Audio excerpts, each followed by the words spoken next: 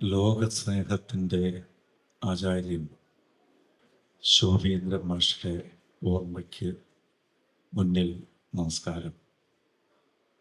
ആ മഹാപുരുഷൻ്റെ അനുഗ്രഹം ലഭിച്ച വനദേവതയുടെ പ്രതിബിംബം എന്നെനിക്ക് തോന്നുന്ന ദീപക്കിന് നമസ്കാരം. ഈ സ്നേഹത്തിൻ്റെ തളിരുകളായി ഇവിടെ വന്നിരിക്കുന്ന എല്ലാ ഗുരുജനങ്ങൾക്കും സഹോദരങ്ങൾക്കും കുഞ്ഞുങ്ങൾക്കും നമസ്കാരം. ഈ മഹായോഗത്തിൻ്റെ അധ്യക്ഷത വഹിക്കുന്ന ഫാദർ ഉൾപ്പെടെ എൻ്റെ പ്രിയപ്പെട്ട സഹോദരൻ ശ്രീ പി കെ ഗോപി ഉൾപ്പെടെ പ്രിയതാരം ശ്രീ ജോയ് മാത്യു ഉൾപ്പെടെ എല്ലാവർക്കും നമസ്കാരം. ദീപികയ്ക്ക് ഇങ്ങനെ കനമുള്ള ഒരു പുരസ്കാരം കൊടുക്കാൻ എനിക്കെന്താണ് യോഗ്യത എനിക്കറിയില്ല.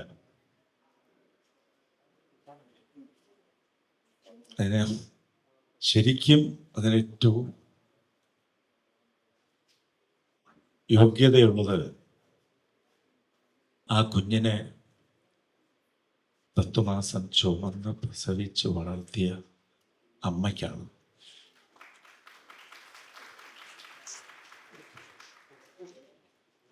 സി വി രമൻ പിള്ളയുടെ ഒരു നോവലിൽ ഒരമ്മ പറയും, ഇവൾ പെറ്റ പേരെ പെരും പേറ്. ഒരു മകനെ കുറിച്ച് പറയുന്ന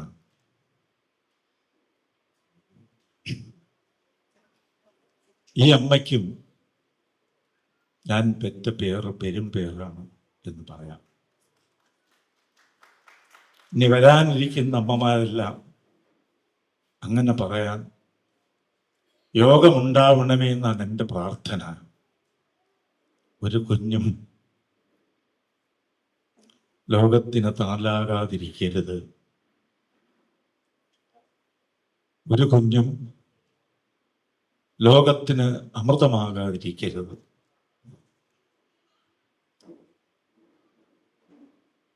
എൻ്റെ ഏത് കാലത്തുമുള്ള ഒരുമാതിരി വളർച്ച വന്നതിന് ശേഷം ഏത് കാലത്തുമുള്ള പ്രാർത്ഥനയാണിത്.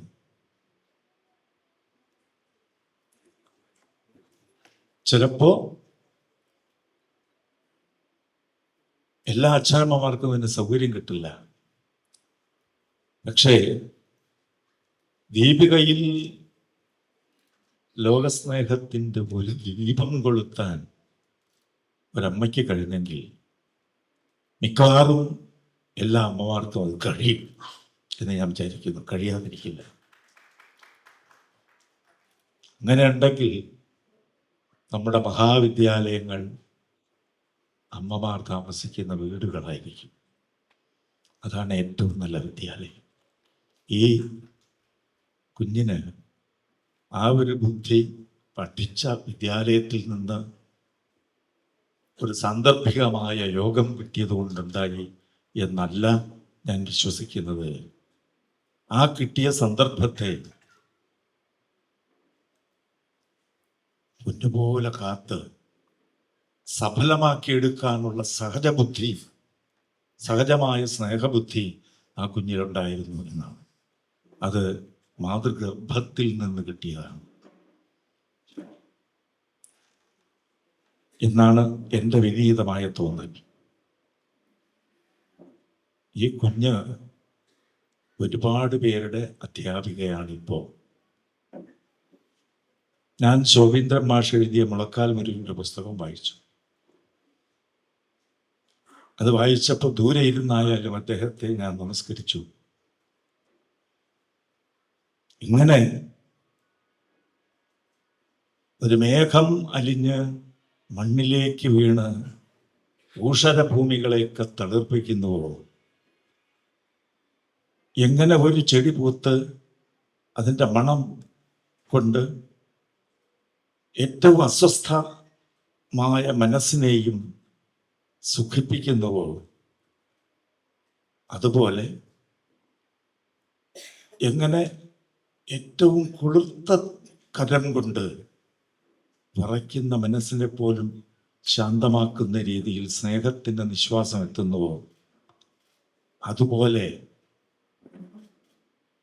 കുഞ്ഞുങ്ങളിലേക്ക് സ്നേഹമായി പടർന്നു ചെന്നിട്ട് ആ കുഞ്ഞുങ്ങളിൽ നിന്ന് പാഠം പഠിച്ചു ഞാൻ, കുഞ്ഞുങ്ങൾ എൻ്റെ അധ്യാപകരായി എന്ന് തുറന്ന് നമ്മോട് പറഞ്ഞ ആളാണ് ശോഭീന്ദ്രൻ മാഷ്. അത് പ്രകൃതി പാഠമാണ്, ശരിക്കും പ്രകൃതിയുടെ പാഠമാണ്. പ്രകൃതിയിൽ ആത്മദാനമാണ് കൂടുതൽ, ആത്മദാഹമല്ല. ആ ആത്മദാനം കൊച്ചു കുഞ്ഞുങ്ങളിലുണ്ട്. പുറമേ സ്വാർത്ഥരാണെന്ന് തോന്നുമെങ്കിലും ഓരോ കുഞ്ഞും മറ്റൊരു ജീവിയിൽ സദാ ശ്രദ്ധാലുവാണ്. അങ്ങനെയുള്ള കുഞ്ഞുങ്ങളുടെ നേർമനസ് കുട്ടികളിൽ ഉണർത്തിയെടുത്തത് കൊണ്ട് ആ കുട്ടികളുടെ നന്മകൾ പഠിക്കാൻ ഒരു നാട്ടുംപുറത്ത് ചെന്ന് അധ്യാപകനായി താമസിക്കവേ അദ്ദേഹത്തിന് സാധിച്ചു എന്ന് മാത്രമല്ല, ഞാനൊരു ആചാര്യനാണ് എന്ന് ഞെളിയുന്നതിനപ്പുറം അവരെൻ്റെ ആചാര്യന്മാരാണ് എന്ന് പറയുന്ന വിനീതത്വം, ഇതൊരു വലിയ ഗുരുവിന് പോലും കിട്ടാത്ത ആ വിനീതത്വം ഉള്ള മനുഷ്യനെ ഈ വിധം മഹത്തായ കാര്യങ്ങൾ ചെയ്യാനും ആ വിനീതത്വം കൊണ്ടാണ് ആത്മലാഭം എന്ന് പറയുന്നത് എല്ലാവരുടെയും സ്വസ്തിയാണ് എന്ന തോന്നലുണ്ടാകുന്നു. സുഹൃതം സർവഭൂതാനാണ്, എല്ലാവരുമായിട്ടുള്ള സൗഹൃദം. അങ്ങനെ കുഞ്ഞുങ്ങളെ അധ്യാപകരാക്കി സ്വീകരിച്ച ശോഭീന്ദ്രൻ മാഷിനെ പോലെ ഈ കുഞ്ഞ് ഇപ്പോൾ നമ്മുടെയൊക്കെ അധ്യാപിക ആയി മാറിയിരിക്കുന്നു. അവളിൽ നിന്ന് നമുക്ക് പഠിക്കാനുണ്ട്. സ്വാർത്ഥതയില്ലാതെ ഒരു ചെടി നടാനേ കുഞ്ഞിന് കഴിയുന്നുള്ളൂ.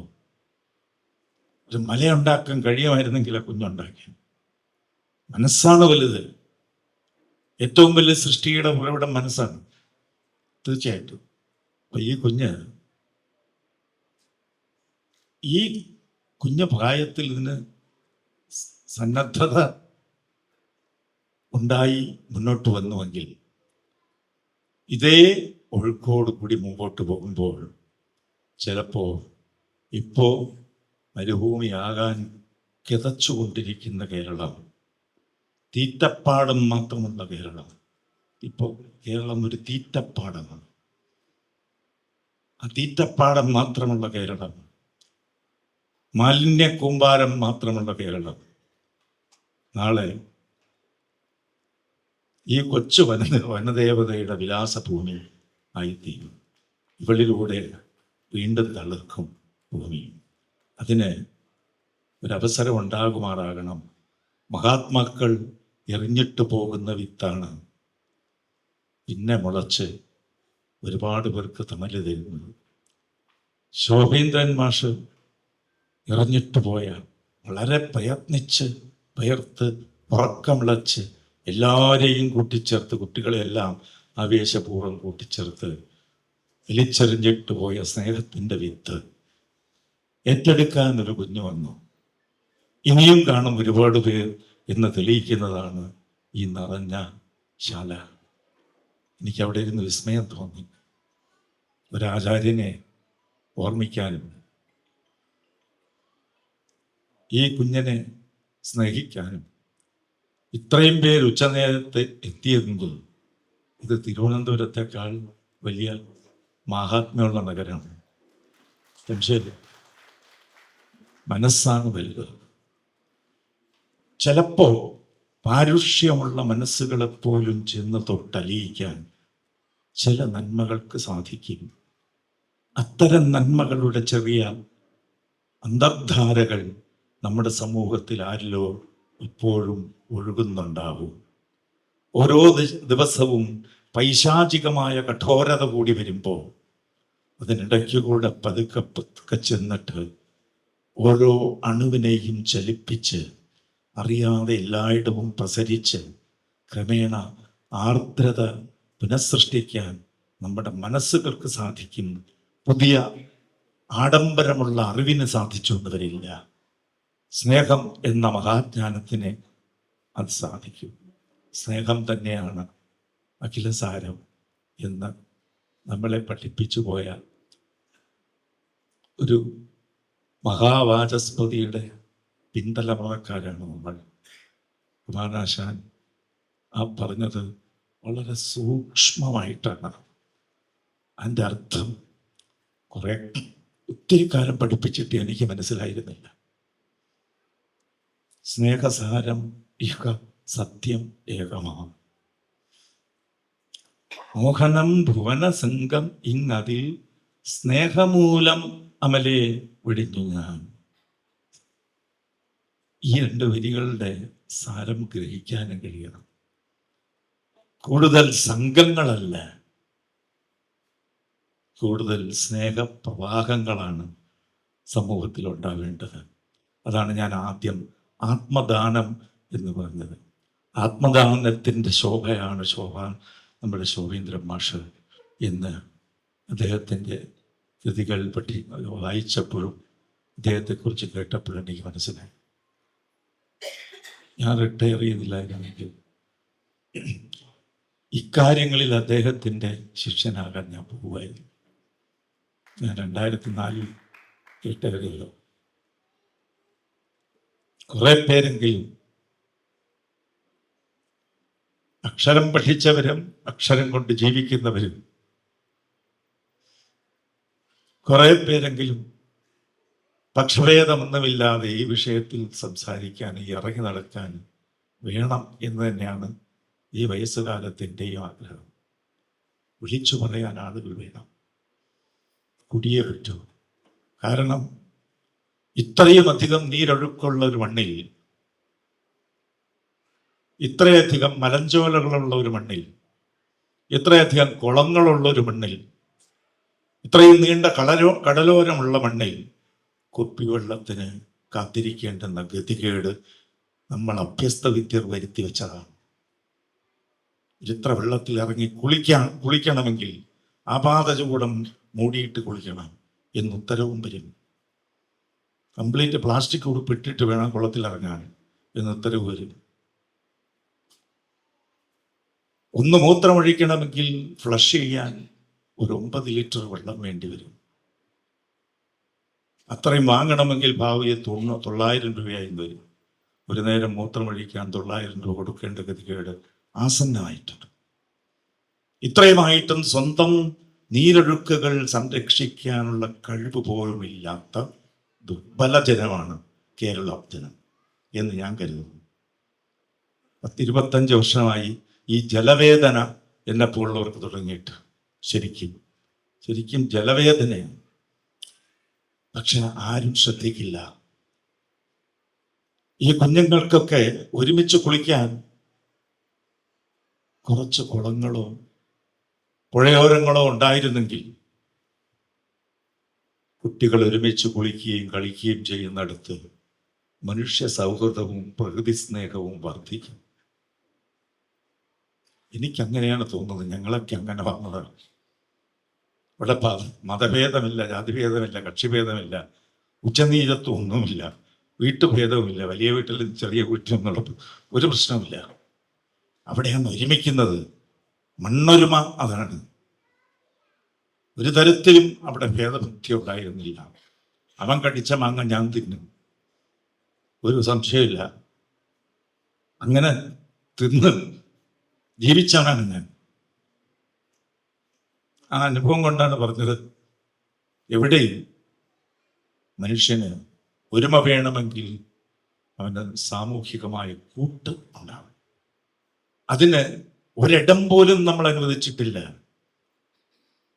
കുട്ടികൾക്ക് മണിക്കൂറിന് പണം കൊടുത്ത് ഒളിക്കളിയിടം, സ്വകാര്യ കളിയിടം ഉണ്ടാക്കുന്നവരെ പ്രോത്സാഹിപ്പിച്ചു കൊണ്ടിരിക്കുന്ന നമ്മൾ പൊതുവായി കളിക്കാനിടം ഇല്ലാതെ തോണ്ടിയെടുത്തു. കന്നുകാലികൾക്ക് മെയ്യാനുള്ള സ്ഥലം തോണ്ടിക്കളഞ്ഞു. അവർക്ക് അവകാശപ്പെട്ട മേച്ചിൽപ്പുറങ്ങളെല്ലാം നമ്മൾ ഇല്ലാതാക്കി. കുട്ടികൾക്ക് കളിക്കാൻ അവകാശപ്പെട്ട സ്ഥലങ്ങൾ മുഴുവൻ നമ്മൾ അപഹരിച്ച് വേറെ കൊടുത്തു. ഓരോ ചെടിക്കും വേരൂന്നേണ്ട മണ്ണ്, ചെടിക്ക് അവകാശപ്പെട്ട മണ്ണ് പോലും നമ്മൾ ഇല്ലാതാക്കിയിട്ട് അതിന് മട്ടുപ്പാവിൽ മാത്രം ഇടം കൊടുത്തു, പ്ലാസ്റ്റിക് ചട്ടിയിൽ. ഇന്ന് നമ്മുടെ കുട്ടികൾ പോലും പ്ലാസ്റ്റിക് ചട്ടിയിൽ കുരുടിച്ചു വളരുന്ന തൈകൾ. വേരോട്ടമില്ലാത്ത കുട്ടികൾ, ഓർമ്മ വേരോട്ടം ഒട്ടുമയില്ലാത്ത കുട്ടികൾ, സ്നേഹവേരോട്ടം ഒട്ടും ഇല്ലാത്ത കുട്ടികൾ.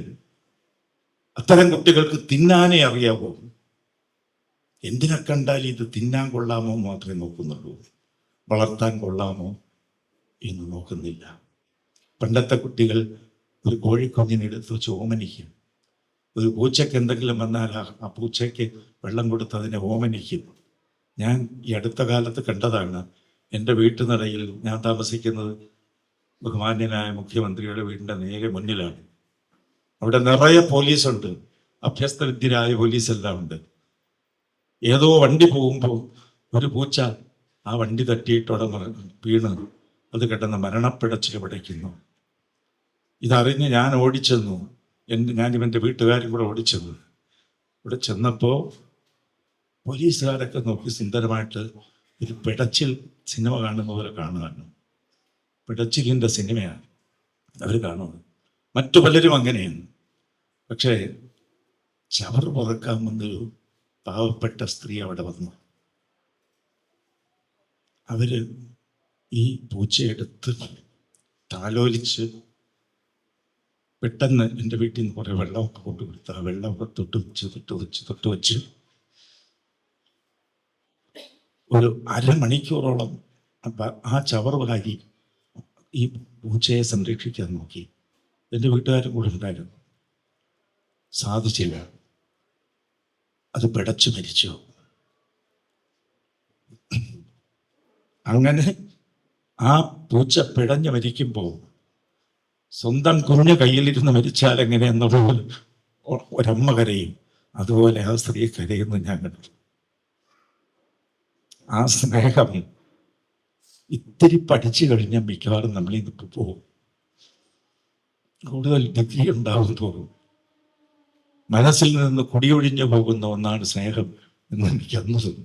എനിക്കും തോന്നിയില്ല, ഞാൻ മാന്യനായിരുന്നു. പക്ഷെ ആ പാവം സ്ത്രീക്ക് തോന്നി.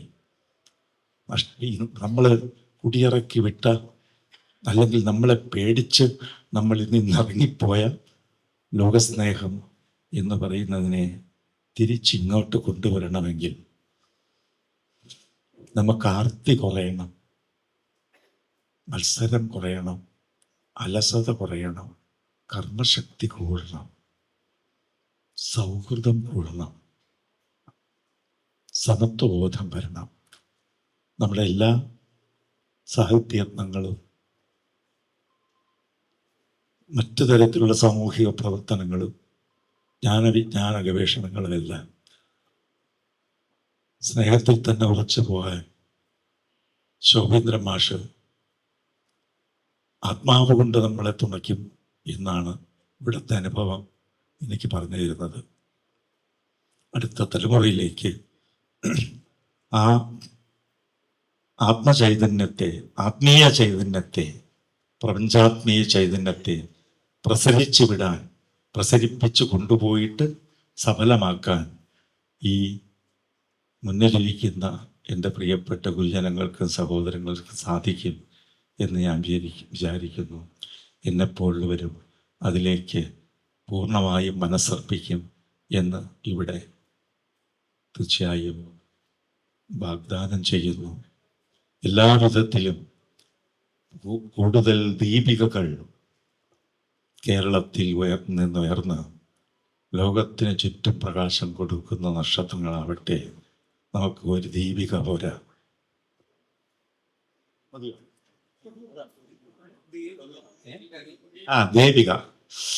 ദേവിക തന്നെ. അതാണ് വനദേവ്. ഞാൻ ദീപക് എന്ന് പറഞ്ഞത് കൊണ്ടാണ് ദീപിക. എന്തായാലും ദീപിക തന്നെയാണ്. ദേവികയും ദീപികയാണ്. ദേവശബ്ദത്തിന് പ്രകാശം എന്നർത്ഥമുണ്ട്. അതുകൊണ്ട് ദീപിക തന്നെയാണ്. എന്തായാലും ഈ ദേവിക എന്ന ദീപിക ലോകത്തിനെ നയിക്കുന്ന വിളക്കായി തന്നെ ശോഭിക്കട്ടെ എന്ന് പ്രാർത്ഥിക്കുന്നു. ഞാൻ ശോഭചന്ദ്രൻ മാഷ് എന്ന് പറയുന്ന ഒരു വലിയ ആത്മീയ ശക്തിയാണ് ഇവിടെ എന്നെ വരുത്തിയത്. അതിലേക്ക് വേണ്ടി പ്രവർത്തിച്ച സുധീറും അതുപോലെ തന്നെ അദ്ദേഹത്തിൻ്റെ മകളും മരുമകനും ഒക്കെയും എൻ്റെ മനസ്സിലേക്ക് കടന്നുകൂടിയിട്ടുണ്ട്. എനിക്കും ഈ കർമ്മപഥത്തെ ആരാധിക്കാൻ തോന്നുന്നു. അങ്ങനെ ആരാധിക്കാൻ ഒരവസരം ഉണ്ടാക്കി തന്നതിനും ഇവരോടെല്ലാമുള്ള എൻ്റെ വിനീതമായ കടപ്പാട് പ്രകാശിപ്പിക്കുന്നു. അടുത്ത വർഷം വീണ്ടും ഓർമ്മിപ്പിക്കാൻ ഇടവരാത്ത വിധം നമ്മുടെ നഗരസഭയ്ക്ക്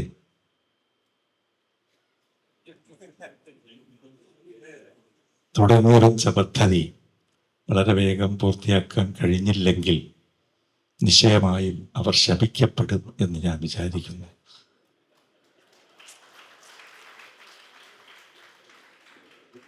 കാര്യങ്ങൾക്ക് സമയം കിട്ടാറില്ല. ബാക്കി പെട്ടെന്നൊക്കെ 1 കോടി 10 കോടി ഒക്കെ ചെലവാക്കേണ്ടി വരും. ഇതിന് സമയം കിട്ടാറില്ല പലർക്കും. പക്ഷേ വാക്കുകൾ ആദ്യം പാലിക്കേണ്ടുന്നത് ഭരിക്കാനിരിക്കുന്നവരാണ്. ദുസ്സന്ധൻ ആകരുത് എന്ന് ഞാൻ പറയാറുണ്ട്. ദുസ്സന്ധൻ എന്ന് പറഞ്ഞാൽ പ്രതിജ്ഞ പാലിക്കാത്തവൻ എന്നാണ്. ശകുന്തളയോടുള്ള പ്രതിജ്ഞ പാലിക്കാത്തവനാണ് ദുഷ്യന്തൻ. ശകുന്തളയാകുന്ന പാവം ജനത്തോട് നടത്തുന്ന പ്രതിജ്ഞ കൃത്യമായി പാലിക്കുക എന്നത് ഒരു നഗരസഭയായാലും ഗവൺമെന്റ് ആയാലും അവരുടെ കടമ തന്നെയാണ്. ആ കടമ കൃത്യമായി പാലിക്കും എന്ന് തന്നെ ഞാൻ പ്രതീക്ഷിക്കുന്നു, പ്രാർത്ഥിക്കുന്നു. ഇവരുടെ എല്ലാവരുടെയും സന്മനസ് ഒരുമിച്ച് ചേർന്ന് അങ്ങനെ ഒരു തോന്നൽ അല്ലെങ്കിൽ കർമ്മശക്തി നഗരസഭയ്ക്കുണ്ടാക്കും എന്ന് വിചാരിക്കുന്നു. ഈ കർമ്മത്തിൻ്റെ പരമ്പര തുടർന്നു വരട്ടെ എന്ന് പ്രാർത്ഥിക്കുന്നു. ഈ സമ്മേളനം ഉദ്ഘാടനം ചെയ്തതായി അറിയിക്കുന്നു.